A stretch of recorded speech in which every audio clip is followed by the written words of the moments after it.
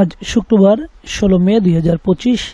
চলুন জেনে নেই দেশের উল্লেখযোগ্য সংবাদপত্রগুলো যে ধরনের সংবাদ প্রকাশ করেছে। কয়েকদিন ধরে ঢাকায় চলমান আন্দোলন নিয়েই দেশের অধিকাংশ সংবাদ মাধ্যম সংবাদ প্রকাশ করেছে। এছাড়া ফারাক্কা দিবস উপলক্ষে নদিনীয় সংবাদ প্রকাশ করেছে অনেক সংবাদ মাধ্যম। পাশাপাশি অন্যান্য সংবাদও গুরুত্ব পেয়েছে সংবাদ মাধ্যমগুলোতে। দৈনিক ইত্তেফাকের প্রধান শিরোনাম করেছে গ্যাস সংকট নিয়ে। গ্যাস সংকটের কারণে দেশের শিল্প কারখানাগুলো মারাত্মক সমস্যায় পড়েছে। এর ফলে দেশের যে শিল্প কারখানাগুলো রয়েছে এর উৎপাদনও মারাত্মকভাবে ব্যাহত হচ্ছে। সে বিষয়টিকে গুরুত্ব দিয়ে সংবাদ প্রকাশ করেছে দৈনিক ইত্তেফাক। এছাড়া ঢাকায় আন্দোলনের কারণে নগরবাসীর ভোগান্তি নিয়ে সংবাদ প্রকাশ করেছে দৈনিক সমকাল। পত্রিকাটি এই সংবাদটিকেই প্রধান শিরোনাম করেছে। এছাড়া ফারাক্কা দিবস উপলক্ষে একটি বিশেষ প্রতিবেদন প্রকাশ করেছে পত্রিকাটি। প্রতিবেদনে বলা হয়েছে, ভারত অংশীদার বাদ দেওয়ার কারণে বাংলাদেশের মধ্যে অসংখ্য নদী হারিয়ে গেছে। এছাড়া বাংলাদেশ থেকে মালয়েশিয়াতে অধিক শ্রমিক নেওয়ার বিষয়টি গুরুত্ব দিয়ে সংবাদ প্রধান শিরোনাম করেছে দৈনিক প্রথম আলো। এছাড়া ঢাকা বিশ্ববিদ্যালয় আন্দোলন নিয়েও সংবাদ প্রকাশ করেছে পত্রিকাটি। মূলত মালয়েশিয়ায় যে অধিক শ্রমিক নেওয়া হবে সেই বিষয়টিকেই বেশি গুরুত্ব দিয়েছে দৈনিক প্রথম আলো। এই কারণেই পত্রিকাটি এটিকে প্রধান শিরোনাম করেছে।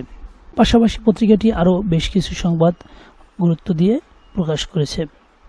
এছাড়া দৈনিক আমাদের সময় ঢাকার আন্দোলনকে গুরুত্ব দিয়ে সংবাদ প্রকাশের পাশাপাশি এনবিআরের কর্মকর্তা কর্মচারীদের চলমান আন্দোলনকে গুরুত্ব দিয়ে সংবাদ প্রকাশ করেছে। সম্প্রতি এনবিআর বিলুপ্ত ঘোষণা করেছে সরকার।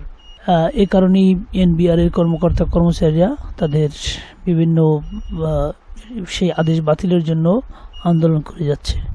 পাশাপাশি ফারাক্কা বাঁধ নিয়ে একটি বিশেষ সংবাদ প্রকাশ করেছে পত্রিকাটি।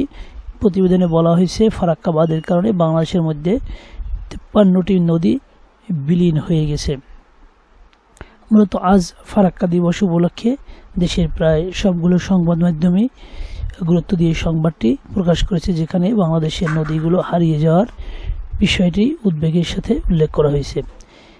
এছাড়া ঢাকায় বিশ্ববিদ্যালয় এবং জগন্নাথ বিশ্ববিদ্যালয়ের শিক্ষার্থীদের যে আন্দোলনের কারণে ঢাকা অচল হয়ে গেছে অনেকটাই, এবং সেখানে যে মারাত্মক ভোগান্তি হচ্ছে সেই সংবাদটিকে গুরুত্ব দিয়ে সংবাদ প্রকাশ করেছে দৈনিক মানব জমিন।